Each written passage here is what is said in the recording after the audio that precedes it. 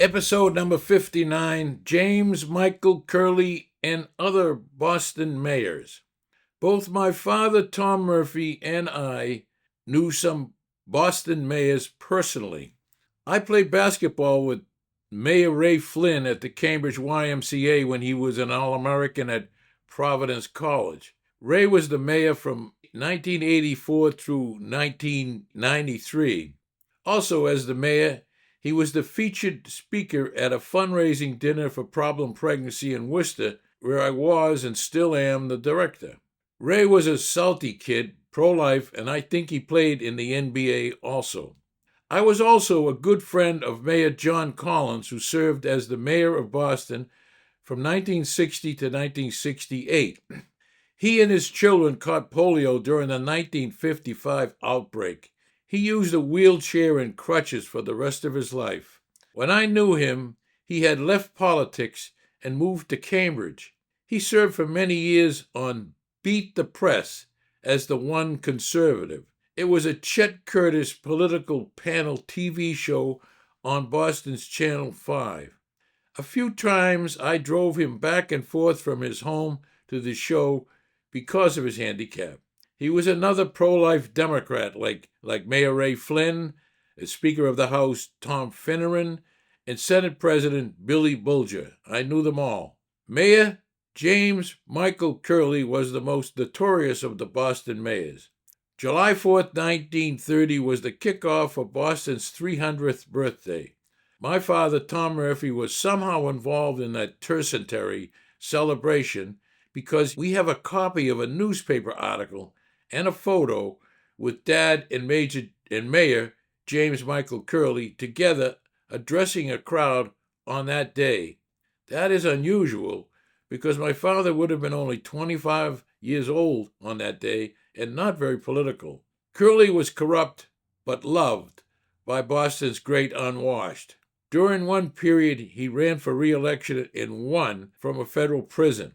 Robin Hood-like, he stole from the rich Yankees and did a lot for the poor Micks. Did a lot for James Michael also. He lived on the Jamaica Way, a green parkway near Jamaica Pond, in a big brick house with white shutters with shamrocks cut out and a prominent cross carved into the portico. Dad told this story about Mayor Curley. He never carried cash, but always had an aide walking behind him holding his money. During the Depression, desperate people would wait outside City Hall for Curley to leave. When they saw him, these poor folks would confront him and ask him for rent money or cash to buy a meal or for children's food money or whatever they needed. He was always good for a touch, according to my father. Some of my dad's pals started a competition to see which of them could get the largest handout from the mayor.